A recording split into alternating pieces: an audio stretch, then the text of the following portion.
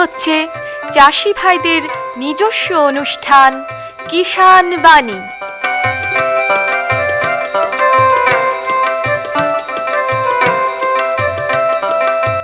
কৃষি, মাছ চাষ, প্রাণী সম্পদ উন্নয়ন, সমবায়, ফল চাষ, কৃষি প্রযুক্তি, পলুপালন, গ্রামোন্নয়ন এ সব কিছু জানতে শুনুন কিষাণ বাণী।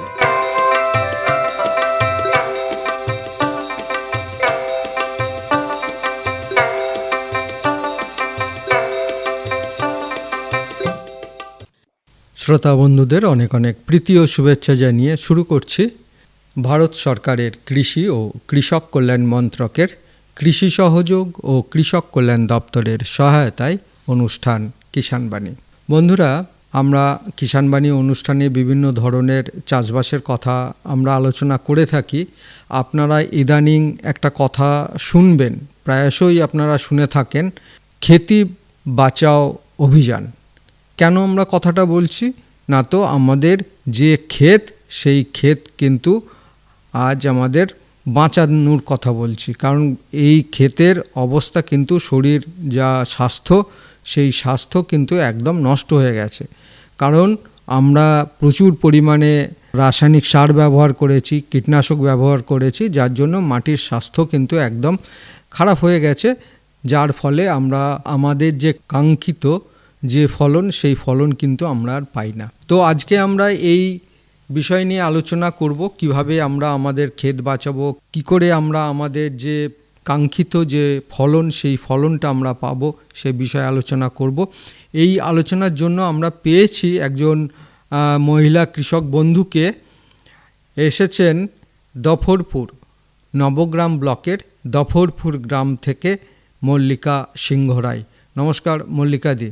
মল্লিকাদি একজন কিন্তু কৃষক, একদিকে কৃষক এবং বিভিন্ন ধরনের প্রশিক্ষণ নিয়ে বিভিন্ন ধরনের কৃষকদেরকে কিভাবে, প্রান্তিক কৃষক একদম, কিভাবে চাষের খরচটাকে কমানো যায়, কিভাবে রাসায়নিক সারটাকে কম ব্যবহার করে প্রাকৃতিক উপায়ে আমরা সার তৈরি করতে পারি, প্রাকৃতিক উপায়ে আমরা কিভাবে জীবাণু সার তৈরি করতে পারি, এই সব বিষয় নিয়ে কিন্তু কথা বলবো মল্লিকাদির সঙ্গে। মল্লিকাদি, প্রথমেই আপনাকে আমরা জানতে চাইব যে আপনি মূলত কি করেন, কিভাবে এই চাষের সঙ্গে, আপনি নিজে তো একটা চাষ করছেন বাড়িতে, তো এই চাষের সঙ্গে এই যে একটা কাজ, অনেক কৃষককে সেই শিক্ষা দেওয়া যে জৈব সারের ব্যবহার করা বা প্রাকৃতিক চাষের দিকে একটু আসা, তো এটা কিভাবে করছেন আর এই করে লাভটাই বা কতটা রয়েছে? আপনি কোন কাজের সঙ্গে যুক্ত, কিভাবে? আমি একজন নিজে চাষি এবং 1917 সালে আমি যখন একটা প্রশিক্ষণ পাই WBSRLM-এ, তো ওখান থেকে আমি জৈব কৃষির ওপর বা প্রাকৃতিক চাষের ওপর আমি একটা প্রশিক্ষণ নিয়েছিলাম। প্রশিক্ষণের পর আমি CRP হিসেবে এখন কাজ করছি। আমি এখন কমিউনিটি রিসোর্স পারসন। তো আমার হাতে এখন 550 পরিবার আছে। আমি একটা পঞ্চায়েতে 550 পরিবার নিয়ে কাজ করছি এবং তাদের যে জীবন জীবিকা বা জীবন জীবিকার যে মান উন্নয়ন, চাষের খরচা কমিয়ে রাসায়নিকটাকে বাদ দিয়ে কি করে আমরা জৈব চাষের ওপরে ধীরে ধীরে এগিয়ে যাব, সেই প্রশিক্ষণটা আমরা কিন্তু দিচ্ছি একদম হাতে কলমে। কত পরিবারকে? 500 পরিবার। 500 পরিবারকে বিভিন্ন ট্রেনিংয়ের মধ্যে দিয়ে নাকি?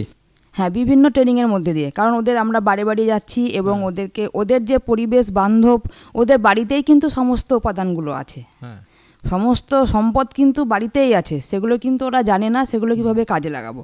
আমরা সেইগুলোকে ওদেরকে বলে এবং সেই প্রশিক্ষণগুলো করাচ্ছি, যেমন নিম পাতা, গোবর, গোমূত্র, বিভিন্ন রকম লতা পাতা, প্রাকৃতিক, যেগুলো চাষ প্রকৃতি থেকে নিয়ে আমরা লতা পাতা দিয়ে সেগুলোকে মিশিয়ে এর মধ্যে কি কি শেখাচ্ছেন?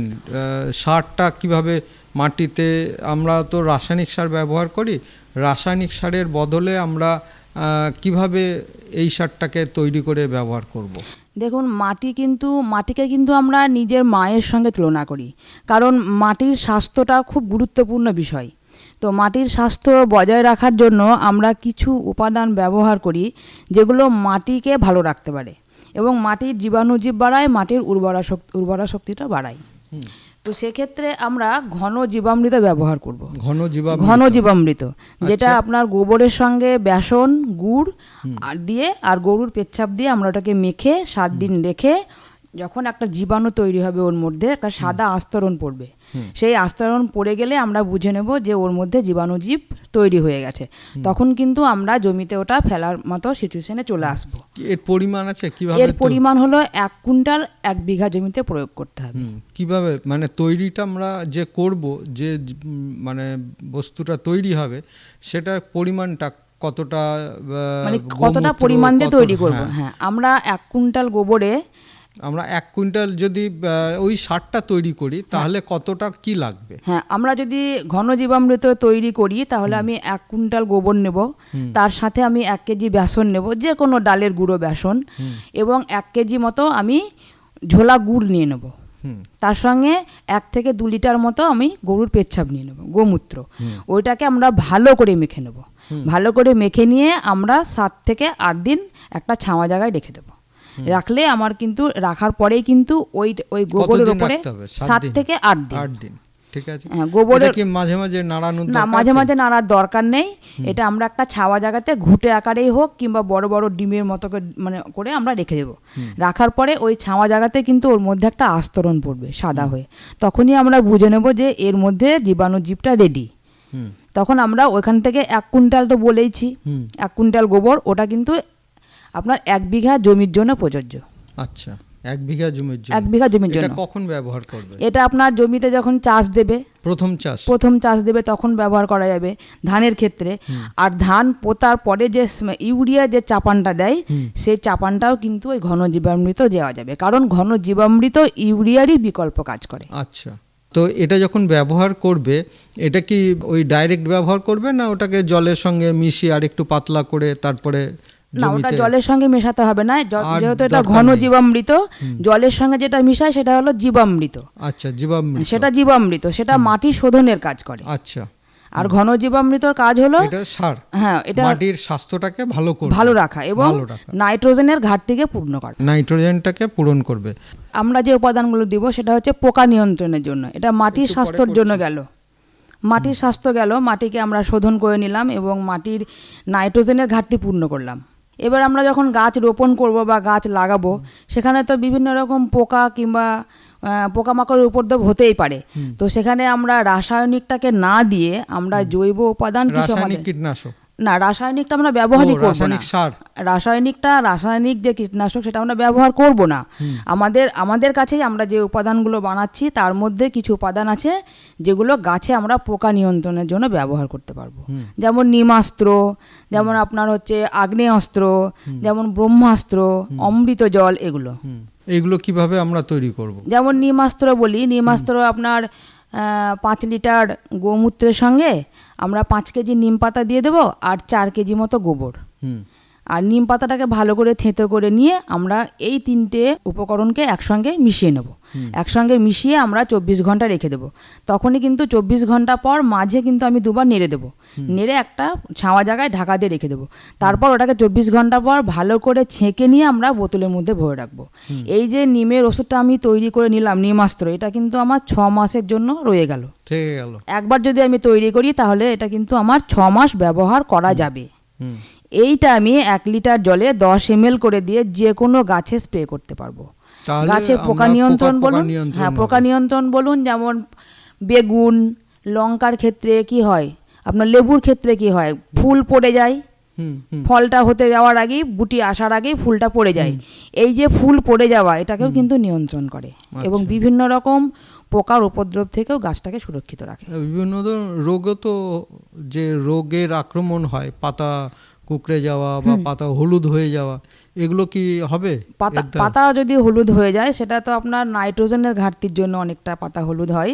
সেটা তো আমার মাটিতে ঘন জীবামৃত আমি প্রয়োগ করেছি। আর তার জন্য আমরা কি করছি, বীজটাকেও শোধন করে নিচ্ছি। যেমন এই যে আমাদের জৈব উপাদান কিন্তু আর এক রকমের আছে যেটা বীজ শোধন করার, যেটা হচ্ছে বীজামৃত। বীজামৃত দিয়ে আমরা বীজ শোধন করে নিচ্ছি। ওই যখনই আমরা এই বীজটা শোধন করে নেব তখন কিন্তু এই যে ফ্যাঙ্গাস ঘটিত যে রোগগুলো, জীবাণু ঘটিত যে রোগগুলো, সেগুলো কিন্তু গাছের কম আসবে। সেগুলো কম আসবে। তার মানে এই প্রাকৃতিক চাষের মাধ্যমে বা ন্যাচারাল ফার্মিংয়ের মাধ্যমে আমরা কিন্তু সমস্ত বিষয়টা করতে, মাটির স্বাস্থ্য যেমন আমরা বজায় রাখতে পারছি এবং আমরা বীজটাকে শোধন করতে পারছি, আবার আমরা রোগ পোকা নিয়ন্ত্রণও করতে পারছি। এতে কি যে ফলনটা আমরা পাবো, যে ফসলটা পাবো, সেই ফসলটা কতটা আমাদের শরীরের পক্ষে উপকারী? আমরা রাসায়নিক বাদ দিয়ে যে জৈব উপাদান দিয়ে যদি আমরা চাষ করি তাহলে যে ফসলটা উৎপন্ন হবে সেই ফসলের কিন্তু মেয়াদ বাড়বে। কারণ বলি, আপনি যদি এই জৈব পদ্ধতিতে যদি আপনি পেঁয়াজ কিংবা রসুন আপনি যদি চাষ করেন, দেখা যাবে যে এই পেঁয়াজ রসুনটা কিংবা আলু আপনি অনেক দিন ঘরে রাখতে পারবেন, নষ্ট হবে না। কিন্তু রাসায়নিক যখন আপনি ব্যবহার করবেন জমিতে তখন কিন্তু বেশি দিন আপনি রাখতে পারবেন না, ওটা কিন্তু নষ্ট হয়ে যাবে। এবং তার সাথে সাথে আমরা যে খাবারটা গ্রহণ করব সেটার সাথে সাথে কি আমাদের শরীরেও কিন্তু রাসায়নিকের যে আপনার খারাপ যে প্রতিক্রিয়া সেটা কিন্তু আমাদের শরীরে বাসা বাঁধবে।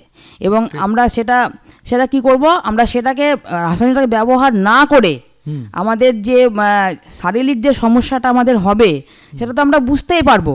তো সেই ক্ষেত্রে আমরা জৈব ব্যবহার করব এবং জৈব পদ্ধতিতে যে উপাদানগুলো তৈরি হবে, আমার যে পণ্য যে তৈরি হবে, সেটা কিন্তু খেলে আমরা বেশি দিন আমাদের শরীরটা ভালো থাকবে এবং রোগ থেকে আমরা অনেকটাই মুক্তি পাবো। এখন তো প্রত্যেকটা ঘরে ঘরেই তো রোগ একদম বাধা ধরা হয়ে গেছে। কারণ আমরা যতটা পারবো যে আমরা রাসায়নিকটাকে কম ব্যবহার করব, এবং কারণ হচ্ছে জমির স্বাস্থ্যটা তো নষ্ট হয়েছে, সেটাকে আমাকে বাঁচাতে হবে। এবং আমাদের প্রত্যেকের পরিবারের মানুষের কিন্তু স্বাস্থ্যটাও আস্তে আস্তে খারাপ হয়ে যাচ্ছে, বিভিন্ন ধরনের রোগে বাসা বাঁধছে প্রত্যেকটা পরিবার কিন্তু আজকে এই অবস্থা, কারণ একমাত্র এই কীটনাশকের ব্যবহারের ফলে। এবং শুধু মানুষ নয়, এবং প্রকৃতি পর্যন্ত দূষিত হয়ে যাচ্ছে এর ফলে। তো এখান থেকে বাঁচতে গেলে আমাদেরকে এইসব ব্যবহার করতে হবে।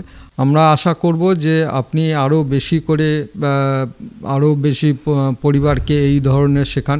তারা কি উৎসাহিত এই বিষয়গুলো শিখতে? হ্যাঁ, শিখে উৎসাহিত, কারণ যে ব্যবহার করছে জমিতে সবকিছু আমরা ট্রেনিংগুলো করাচ্ছি, দিদিরা নিজেরা ব্যবহার করছেন এবং দিদিরা আমাদেরকে বলেন যে দিদি আপনারা ভালো কাজ করেছেন বা ভালো প্রশিক্ষণ আমাদেরকে দিয়েছেন। আমরা গাছে যখনই ব্যবহার করছি নিমাস্ত্রটা, তখনই কিন্তু আমাদের পোকাগুলো নিয়ন্ত্রণ হচ্ছে এবং গাছের যে ফুল জালি সেটাও কিন্তু কম পড়ছে। হ্যাঁ, ওনারা কিন্তু আশার আলো দেখতে পাচ্ছেন। হাতে কলমে এমনটা হচ্ছে যে ওরা যে বেগুন কিংবা লঙ্কাটা তুলে নিয়ে আসছে খাওয়ার জন্য, সেটাও কিন্তু খেতেও সুন্দর হচ্ছে, টেস্টও হচ্ছে, মিষ্টতা যে টেস্ট সেটাও কিন্তু ওনারা পাচ্ছেন।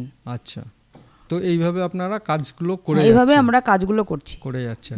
বেশ, তাহলে বন্ধুরা, এতক্ষণ আমরা মল্লিকা সিংহ রায়ের যে চাষবাস এবং তার যে প্রশিক্ষণ, বিভিন্ন শুধু তিনি নয়, তার আশেপাশে যত কৃষক পরিবার রয়েছে তাদেরকেও কিন্তু এই ন্যাচারাল ফার্মিং বা প্রাকৃতিক কৃষির মাধ্যমে কিভাবে আমরা চাষবাস করতে পারি, করে চাষের খরচটাকে কমিয়ে আমরা সুস্থ সবল একটা ফসল বা ফলন যাতে আমরা পাই, সেই ব্যবস্থা কিন্তু ওনারা করে যাচ্ছেন। মল্লিকা দি, আপনাকে আমাদের তরফ থেকে এবং কৃষক বন্ধু, শ্রোতা বন্ধু প্রত্যেকের তরফ থেকে অসংখ্য ধন্যবাদ। নমস্কার। নমস্কার। हर जोखिम से निकल कर फसल आए, सुरक्षित हो जाए, फसल बीमा से हर किसान अब आत्मनिर्भर हो जाए।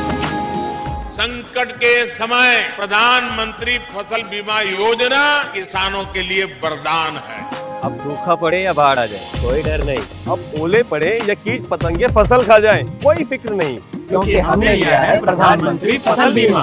बुआई से फसल कटाई तक हर जोखिम का दावा, न्यूनतम प्रीमियम पर अधिकतम भुगतान का वादा। योजना से हर साल जुड़ रहे हैं 5 करोड़ से ज्यादा किसान। अब आपकी है बारी। नजदीकी कृषि कार्यालय, सहकारी समिति, बैंक शाखा, अधिकृत बीमा कंपनी या जन सेवा केंद्र में स्वेच्छा से करा सकते हैं पंजीकरण। फसल बीमा पोर्टल या फसल बीमा ऐप द्वारा भी कराया जा सकता है पंजीकरण। प्रधानमंत्री फसल बीमा योजना, आपकी फसलों का संपूर्ण सुरक्षा कवच। कृषि एवं किसान कल्याण मंत्रालय, भारत सरकार।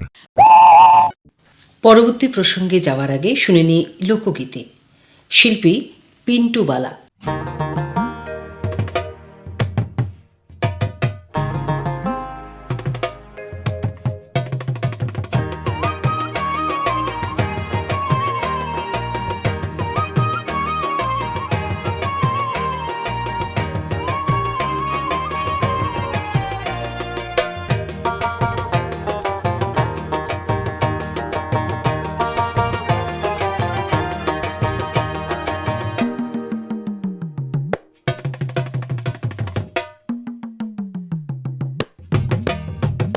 দাদা বিয়া কইরা সাইজা গেছে গাধা, ও দাদা বিয়া কইরা সাইজা গেছে গাধা।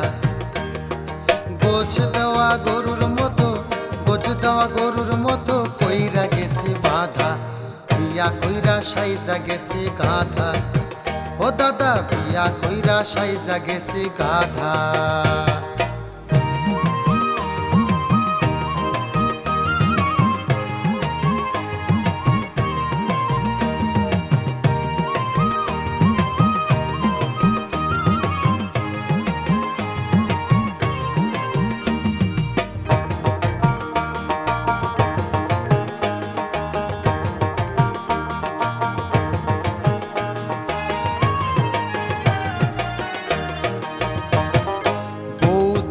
কোথাও আর নড়তে নাহি পারি, ইচ্ছা বলতে নাই গো কিছু, বিপদ আমার ভারী। বউ থুইয়া কোথাও আর নড়তে নাহি পারি, ইচ্ছা বলতে নাই গো কিছু, বিপদ আমার ভারী। তার হাসাতে হাসতে হয়, তার হাসাতে হাসতে হয়, তার কাঁদাতে কাঁদা।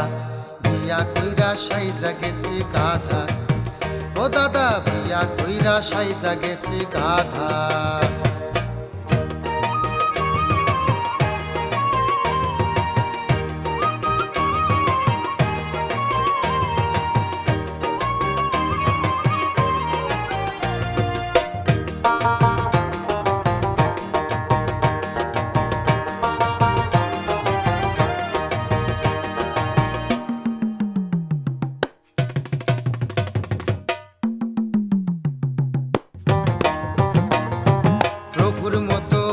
আমায় করে শুধু আদেশ, কথা মতো চললে তার বলে বেশ বেশ। প্রভুর মতো বউ আমায় করে শুধু আদেশ, কথা মতো চললে তার বলে বেশ বেশ। পানের থেকে খসলে চুন, পানের থেকে খসলে চুন, বলে হারাম জাদা। বিয়া কইরা সাইজা গেছে গাধা, ও দাদা বিয়া কইরা সাইজা গেছে গাধা।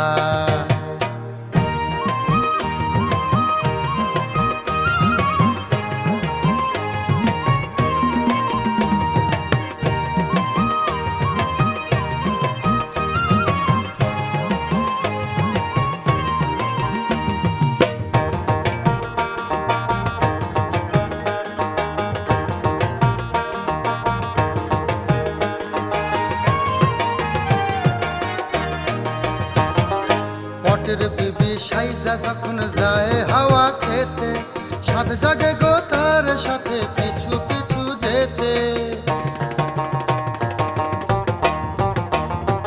পটের বিবি সাইজা যখন যায় হাওয়া খেতে, সাত জাগে গো তার সাথে পিছু পিছু যেতে। সম্পর্কটা হোক না যতই, সম্পর্কটা হোক না যতই, কাঁচকলায় আর আদা। বিয়া কইরা সাইজা গেছে গাধা, ও দাদা বিয়া কইরা সাইজা গেছে গাধা। গোজ দেওয়া গরুর মতো, গোজ দেওয়া গরুর মতো পইরা গেছি বাধা।